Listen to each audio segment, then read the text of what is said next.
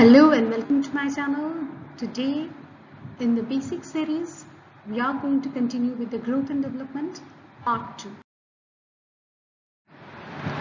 In this second part we are going to take up the athropomertric assessments, the growth chart, and try to understand and interpret how the growth chart is used in the field. Coming to the athropometric indices, there are two kinds basically, the age independent and the age dependent ones. And the age independent one is the made up arm circumference and weight for height. In the age independent ones, there is no need for knowing the age of the child, because in our social circumstances in the rural area particularly, often the parents or the mother or the caregiver is unable to tell the right age of the child. So in these cases, the age dependent ones are handy. The second category, which is the age dependent ones, in this we have the weight for age, the height for age, the head and chest circumference, and in the older age group, the BMI. To come into the head and chest circumference to begin with, it is one of the age dependent ones. In fact, at birth, the head circumference is around 34 centimeters, 2 centimeters more than the chest circumference.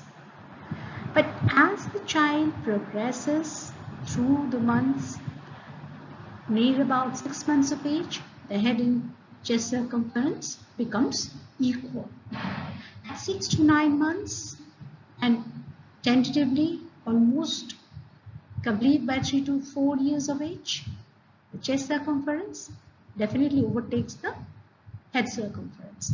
And the adult head size is achieved by 5 to 6 years of age. In fact, by the second year of age itself, 90% of the brain growth is achieved. Coming to the second indicator based on age, that is weight for age. It is one of the very commonly one, and in fact one of the best criteria for assessment of growth and a good indicator of health and nutritional status of the child. The full-term unit at birth is approximately 2.5 kg to 3.5 kg in weight. Any child having less than 2.5 kg weight is known as low birth weight. The low weight for age is mostly used for measuring the prevalence of malnutrition and classifying malnutrition as well. There are various methods to take the weight for age. We can record it in the infantometer, Salter scale, or through the weighing scale. Let's look at this. This is the infant weighing scale. In the blue horizontal arrow, that is the place where the baby is placed. And in this part, the weight is displayed. If it is digital, it's expressed digitally, or sometimes it may have a clock-like dial. The second one is the Salter scale. It is a spring hanging scale commonly used for taking weight of children less than 9 years of age, and it can usually weigh up to 25 kilos of weight and can detect the changes by increments of 100 grams. So that is the sensitivity of this Salter scale. It is usually involves a hook over here which is suspended from a free point, and then there is this clock-like dial from which again through a cloth bag the baby is suspended. Next is the weighing scale. In the weighing scale, indirectly the child's weight is taken. How? First we take the mother's weight. Supposing the mother's weight is, as in this picture you can see, it is around 140 pounds or around 70 kilos, and the total weight, that is mother and child, is 149.8 pounds. So the baby's weight will be the total weight minus the weight of the mother.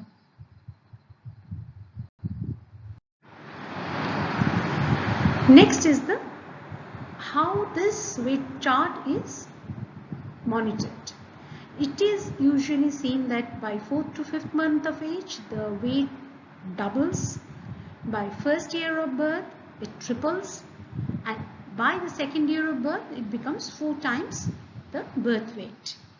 And it is usually different for the boys and the girls. So we have different charts for each of these genders. Next is height for age. Again, for boys and girls, there are different height for age parameters used. Usually the child is born around 50 centimeters and then gains around 25 centimeters more on average in the first year of birth. A low height for age is significant of nutritional stunting, and it reflects chronic malnutrition. 2 standard deviation below the median reference is usually taken as the cutoff point. And the instruments that are used usually, it is when less than 2 years, we don't use the word height, we use length. And here the length is measured using infantometer. The infantometer is usually able to assess till 100 centimeters of length. The child is placed on the infantometer. The knees are pressed so that it touches the board. The 2 ears are boxed and head is kept fixed. And then the other board, the vertical board on either side, are tightly placed on the head side as well as on the feet side. And then the measurement is taken on the graduated scale placed on the infantometer. And anyone beyond the second year of age, that is more than 2 years of age, we don't use length again, we now use height, and he's measured using the standard instrument for measuring height, that is stadiometer.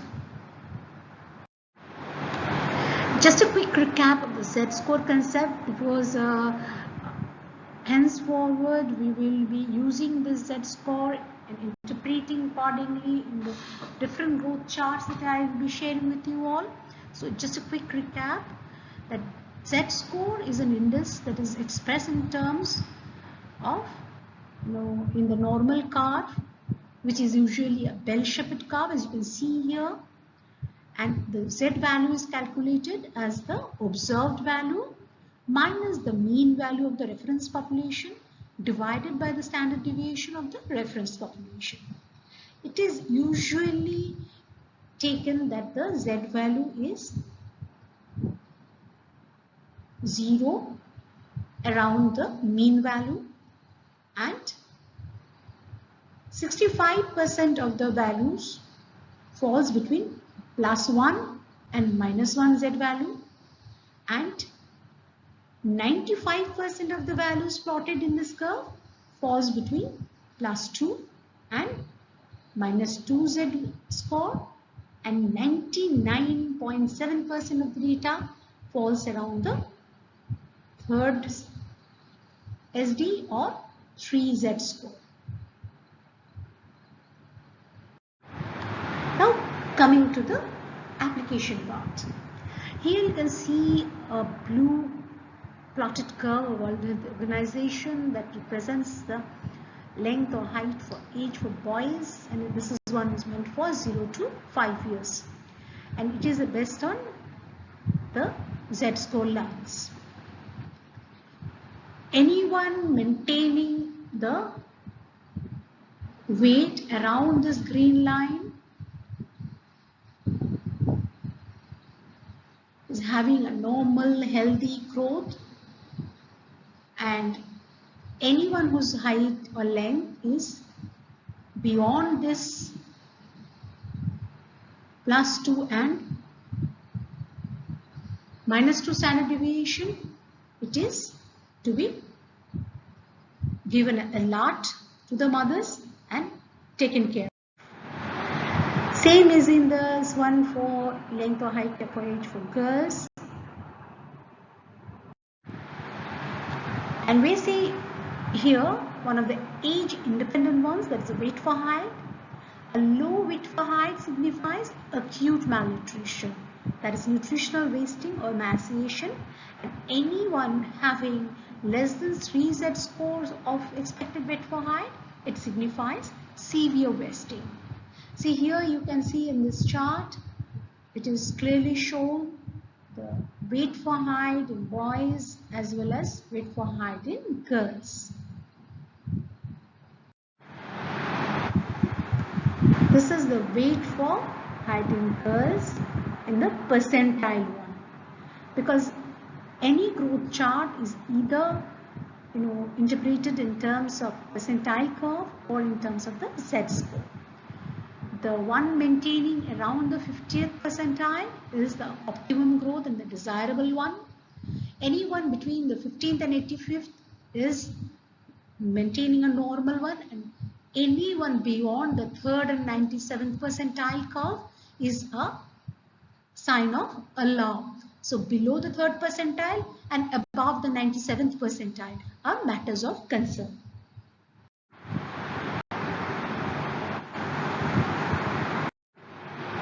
So now coming to another age independent one, which is the mid upper arm circumference. It is usually measured the arm circumference at the midpoint between the shoulder tip and the elbow tip, that is the olecranon process and the acromion process. And the common instrument for measuring this is the Shackleton tape. There is also the Hebden scale, but this is the more common one which is used at the grassroots level. Here you can see the tape is divided into 3 color zones, the red, yellow and green. The red zone is below 11.5 centimeters and signifies malnourishment. 11.5 to 12.5 is yellow, that is it is borderline and a matter of concern. And anyone having more than 12.5 centimeter mid upper arm circumference in the Shackleton tape and in the green zone has had normal nutritional status. Now coming to the most important aspect, that is the growth chart, was first and foremost designed by David Morley. Then on, there has been several modifications, starting from the one in 1977 by the NCHS, that is the National Center for Health Services in US. But it had its share of criticisms. Why? Because it was mostly based on formula fed infants and it was mostly representing the American children. So the global representation was very less, rather minimal, and breastfed infants were also not represented in the standard calculated. The next one was the one devised by CDC, that was in 2000, and it took the 5th percentile as the lower level and the 95th percentile curve as the upper level of assessment. Then came the present and in fact the most preferred one, that is the WHO growth chart. In fact, in 1993, the World Health Organization undertook a comprehensive review of the uses and interpretation of the growth references, did not adequately represent the early childhood growth, and that new growth curves were necessary.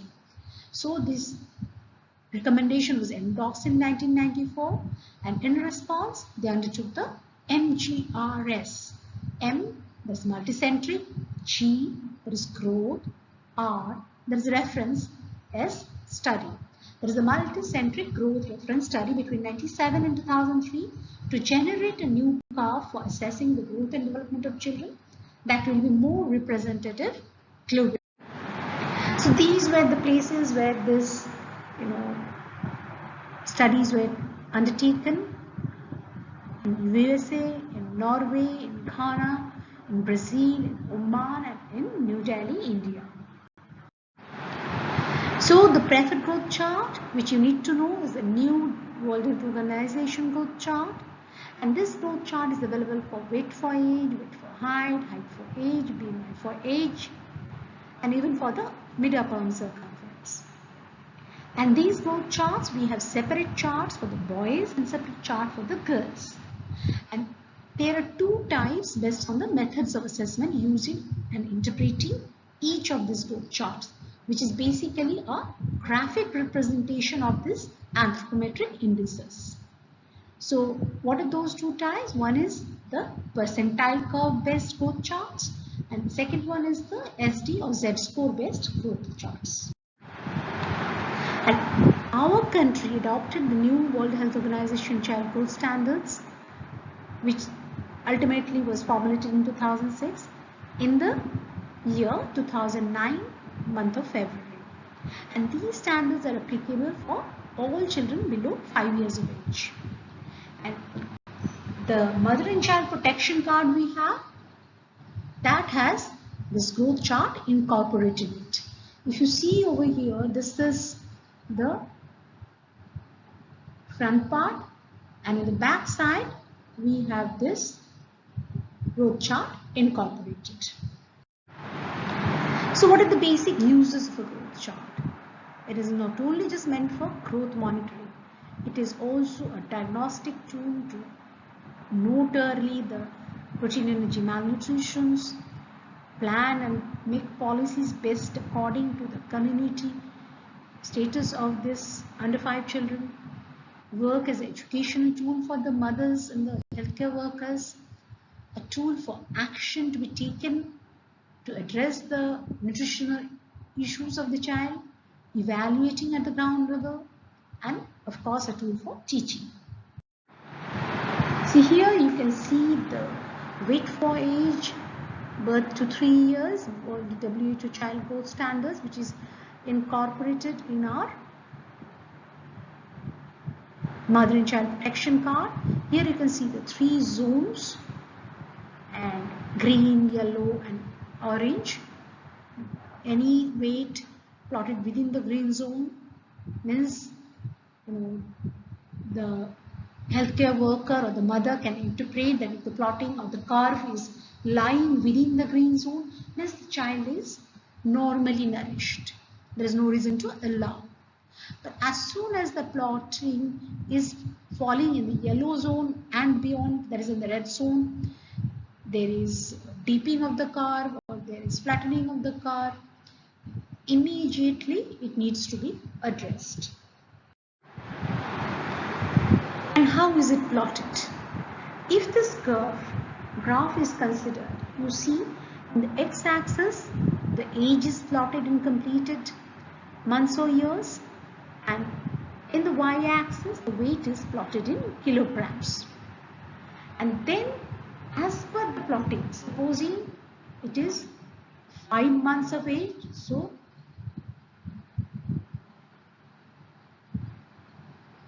this plotting here, and supposing the weight is around here, so this is the plot. So if it falls in the green zone, that means the child is doing normally.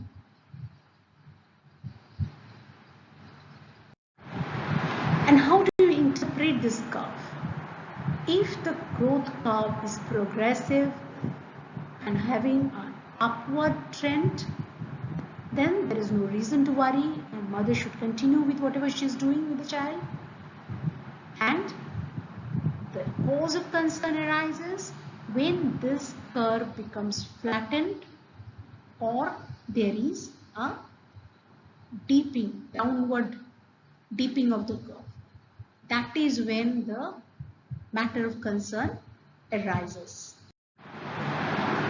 So if you check out this particular graph, you see there is a blue line where it starts in fact at a higher level than the red one.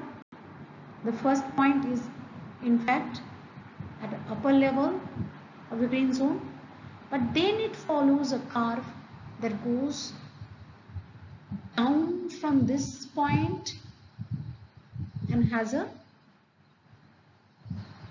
downward curve going into the yellow zone. So this is growth faltering. That is when the alarm should be on.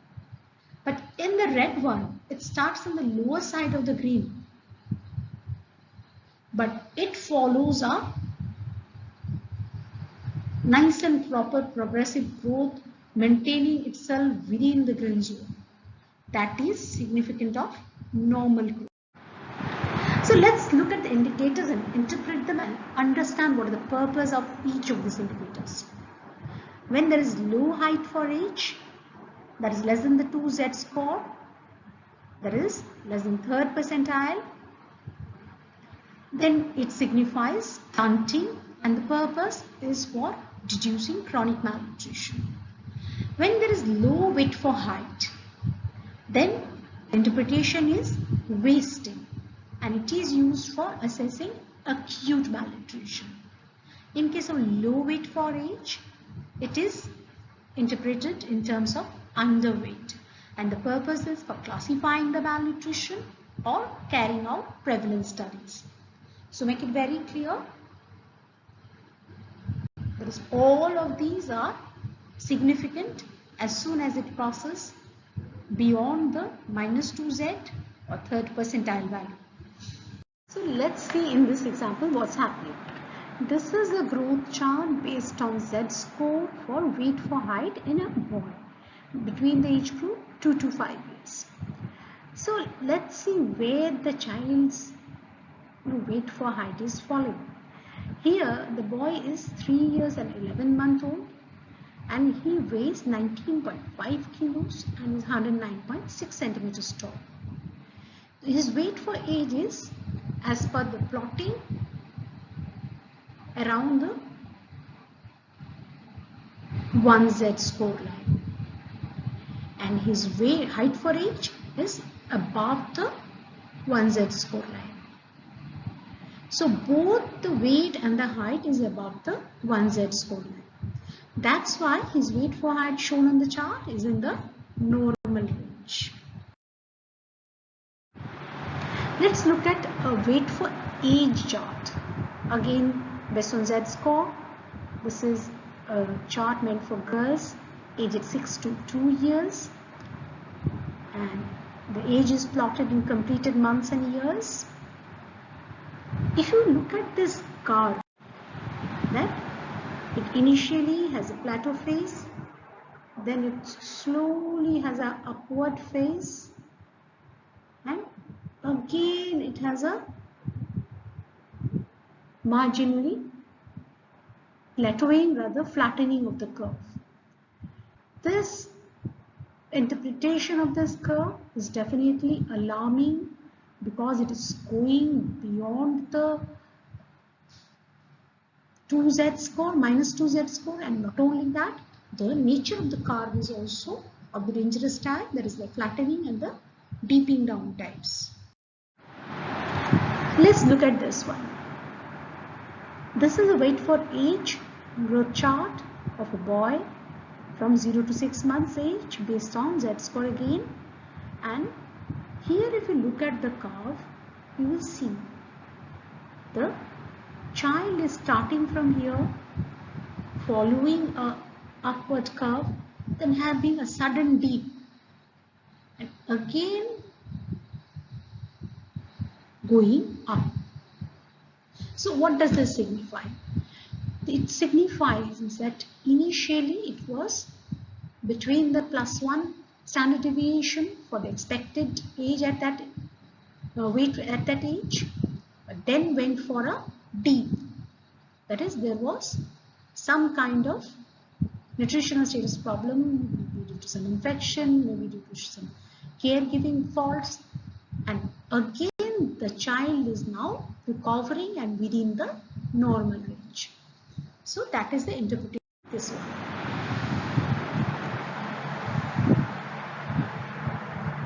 In the two parts of growth and development, we have learned a lot of things, and let's assess what is the meaning of development.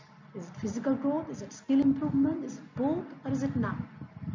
Well, development is about skill improvement. The cognitive one, the emotional one, the motor ones, the language skills. And coming to the next question, A teacher found that a student is facing difficulty in drawing a square. So assume that the student would find difficulty to draw a diamond shape too. What is the principle of growth and development he or she is assuming? Is it cephalopodal? Is it proximodistal? Is it orthogenetic? Or none?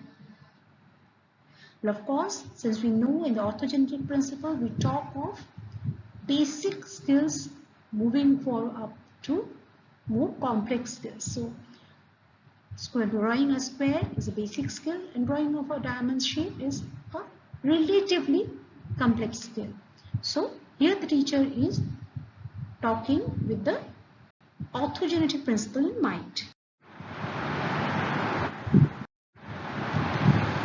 Now coming to some more questions. Which indicator is used preferably for measuring the prevalence of malnutrition? Weight for height, weight for age, a percentile chart. It is mostly weight for age. Now which indicator is used preferably for assessing the acute malnutrition? It is height for age. So there may be different short questions based on these two topics in the part 1 and part 2. What are the factors affecting growth and development? What are the principles of growth and development? The indicator preferred to assess acute malnutrition, indicator preferred to assess the chronic malnutrition. What are the methods of assessment? The uses of growth chart, how to plot and interpret a growth chart, which in fact is very important from your practical point of view in the specimen tree, as well as it can be used. Who devised the growth chart first? Of course, it's David Morley. And which is the most preferred growth chart used these days? That is the WHO new growth chart incorporated by India in 2009. And what are the two basic tools for assessing this growth charts? That is the Z-score based and the percentile curve based. So that's it. Any queries, do check out. Do leave comments. Feel free to do so. Any small or big queries are most welcome. Please do like, comment, share and subscribe. Subscribing is totally free. So please go ahead and press the bell icon so that you keep yourself updated about any academic content uploaded in this channel. Thank you so much.